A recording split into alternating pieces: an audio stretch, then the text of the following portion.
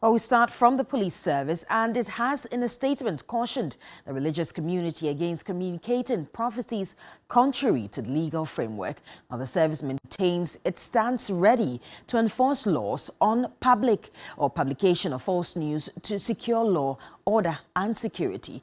The law enforcement agency has, in the last 2 years, issued similar cautions, engaged religious leaders, and in some instances, effected the arrest of individuals who act contrary to the directive. The statement notes that despite individuals having the right to practice their religion and freedom of speech, such rights must be exercised with the public interest in mind.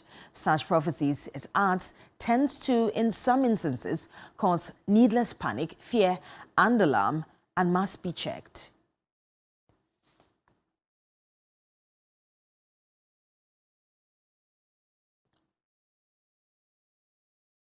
Let's do some more stories now. The certain exit of at least 6 chairpersons of parliamentary committees, the majority leader and the first deputy speaker, has left parliamentary watchers quite concerned about the quality of the legislative body.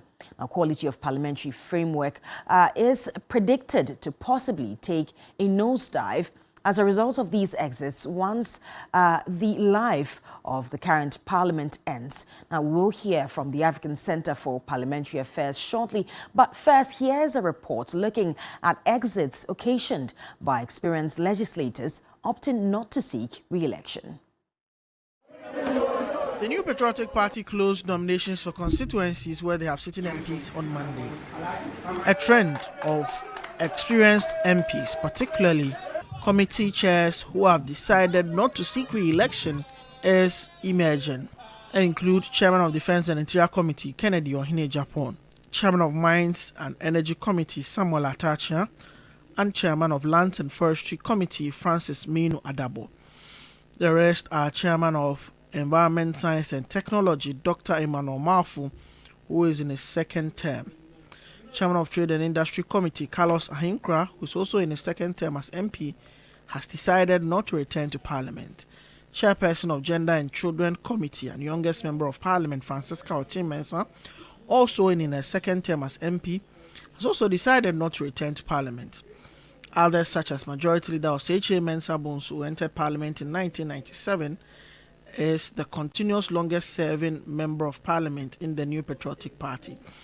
The first Deputy Speaker Joseph Osei-Usu and other bigwigs like Joe Gatti will also exit Parliament at the end of this term. Well, Executive Director of the African Center for Parliamentary Affairs, Dr. Rashid Rahman, says parliamentary business will be affected.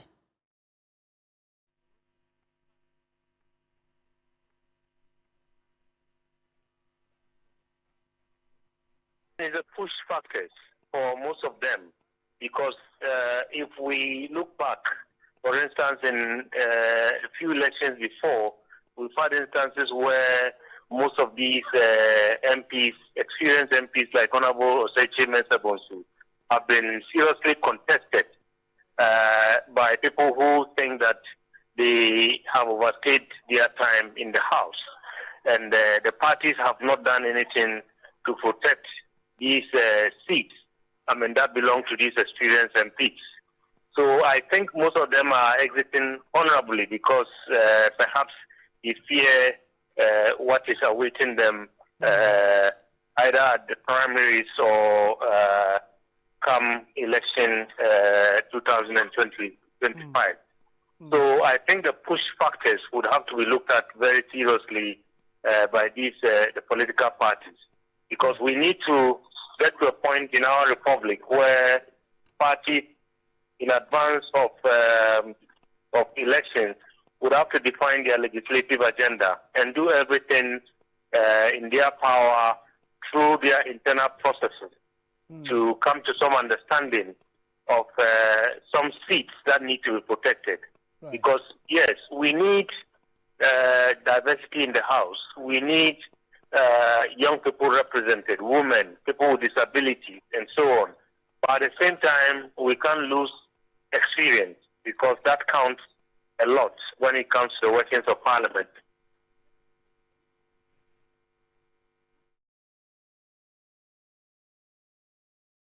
Now, away from Parliament, the Ghana Water Company has shut down the Bunsu water treatment plant in the eastern region due to illegal mining activities. Illegal mining activities have been taking place in the water body for years despite the government's fight against the menace. The Bunsu water treatment plant in the eastern region produces 27,500 gallons per day. The treatment plant derives its water from the upstream Birim River, which has been affected by the activities of illegal miners. The plant serves Etukrum, Bunsu, including the University for Environment, the Cocoa Village, Lendador area and Nsutem. The Eastern Regional Public Relations Officer of the Ghana Water Company Limited, Kwejo Darcy, told TV3 that the plant cannot obstruct water as it has become muddy, affecting the water turbidity. As and when the raw water quality becomes deteriorated, we are measuring about 7,000 and over NTU, which makes the water not treatable at all because it's more or less like you'll be pumping stuff through your equipment, which is not which will cause damage to our equipment. Whenever we see this kind of the raw water character changing, we quickly have to suspend. So that has been the trend. In fact, I've been almost 7 years in Kufudia here.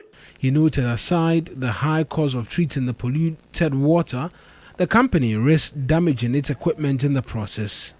Kwejo Darcy called for urgent steps to salvage the situation. Bushu is a typical example where we are spending about 5 times the cost, all because of this the illegal activities and deteriorating the raw water quality. And don't forget that river, the Birim River, Ghana Water Company has about 4 alone on the river. So you can imagine the effect. According to the World Health Organization, water for human consumption should have turbidity levels below single-digit figures. Now, the chiefs and residents of several communities in the Ashanti and Eastern regions have staged a joint protest over a broken bridge that serves several communities in the two regions. Now, the bridge links almost 20 communities at Adansia Sokwa, Bosome, Freho, and the Santi Akim districts in the Ashanti region to Afuasi Iribi in the Eastern region. A report by Nana Yaopoko. The collapse of the bridge, according to residents, has not only impeded movement but cost the lives of at least 20 people. The bridge totally collapsed in 2015 and was awarded for construction same year. But more than 8 years later, it is yet to see the light of day. This broken bridge serves about 20 communities all surrounding Sokote. Sure. As at now, the Atachi company has abandoned the construction work on the bridge, making the people in our communities suffer from traveling to the eastern region and other parts of the country. The broken bridge has caused the communities the following: 1, loss of lives and properties; 2, maternal death, which has recorded about 8 maternal deaths; 12 deaths due to capsize of canoes when crossing the river. We are therefore, through this demonstration, alerting the MPP government, the MP and DCE, to see to it that the bridge is constructed at the shortest possible time to free us from our burden. Other than that, we will not vote in 2024. Angry residents say they have been taken for granted for far too long. NDC came into power, they didn't mind us. MPP has come for the past 8 years, they have not also mind us. None will testify. We, the people of Imronem, Sokote, and Amabo, Apia Krom, and Mobi, Kwabena Fante, and its enclaves, we have lost about 20 people, 8 females, and 12 males, which is very sad, all because of this bridge. Last 4 years, I walk a mirror if you are dancing. I hail from Adansiano Mabo. When my water broke 4 years ago, I faced a great challenge. I was referred to a larger clinic because I was having twins. The canoe peddlers had closed because this was around 6 p.m. I had no other option than to give birth at a riverbank. I call on the president and his government to come to our aid. We are really suffering.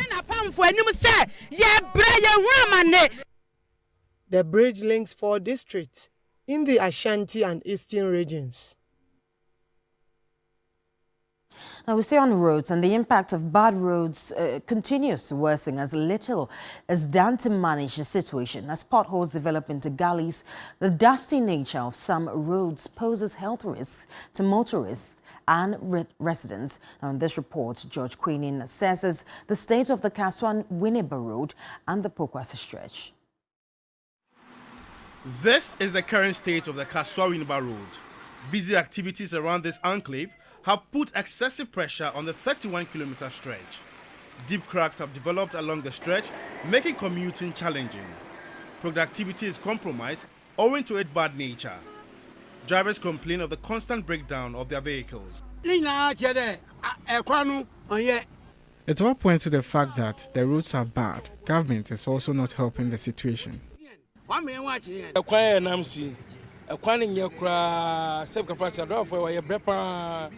The roads are terrible and we drivers are at the receiving end. Government must intervene immediately.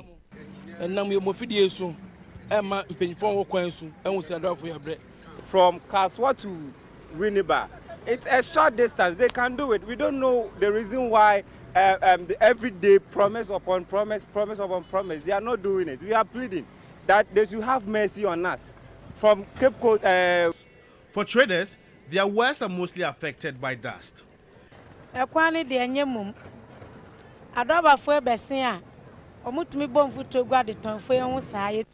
of the bad nature of the roads, our wares are always covered with dust, so selling is very difficult here.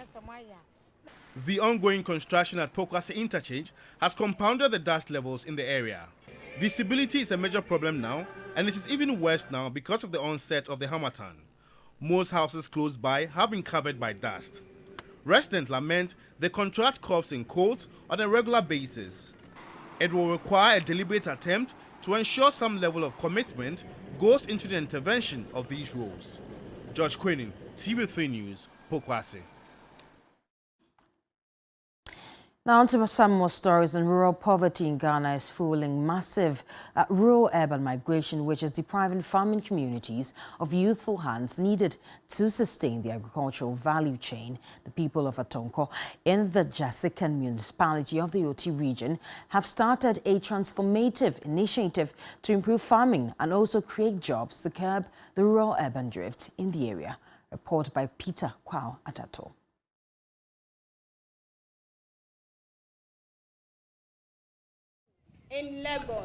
Atono, situated in the scenic Buim traditional area, was once a thriving food basket for Ghana. Known for its abundant production of both cash and food crops, along with timber and forests, the area unfortunately faced a decline in development. With a population of over 3,000 farmers, Atono is encountering challenges, including a lack of investment and a significant migration of its residents, but the people are determined to stop the trend. Atono's residents are rallying together to reinvigorate their communal spirit. Their first major undertaking is the proposed construction of a community and commercial center. Atono was the first town to have street lights in the whole Buim. We carried out tree planting in the town, and all that was done through communal labor. A development expert and health promotion officer, Josephine Agbuzo, advocates for ecotourism and local cultural preservation centers. The opportunity has been provided for you to develop yourself, to become developmentally resilient in the future, so that you can be meaningfully contribute not only to the Atono community, but to the country as a whole. However, the journey is not without challenges. The Coalition for Peace and Development in Buim is calling for the swift resolution of chieftaincy disputes in the Buim traditional area to pave the way for accelerated development. This is because, as a result of the chieftaincy disputes, individuals are unwilling to contribute towards developing the area. I therefore urge you all to act now to ensure that this debilitating dispute are resolved immediately for peace to prevail in Buim. The current chieftaincy disputes are hindering progress. A united front is crucial for the entire Buim traditional area to regain representation in the Oti Regional House of Chiefs. Atonko, though facing challenges, is writing a new chapter in its story, a story of resilience, determination, and a shared vision for development. Let's do some stories in sports now. The FIFA Disciplinary Committee has fined Ghana 5,000 Swiss francs for violating Article 17 and 58 of the FIFA Disciplinary Code 2023 edition. Now, the breach pertains to an incident during Ghana's 2026 World Cup qualifying 1-0 win over Madagascar at the Baba Yara Sports Stadium on Friday, November 17, 2023. FIFA cited the presence of an intruder on the pitch and an unauthorized and uncredited number of individuals inside the inner perimeter. Now, some of these unauthorized persons joined the players in celebrating Inaki Williams' winning goal in the closing stages of the match. Now, while acknowledging the proactive response of the security service in handling the situation, FIFA also urged the stadium management to enhance its internet services. Now, Ghana emerged victorious in the game with a 1-0 win, courtesy of a late goal from forward Inaki Williams.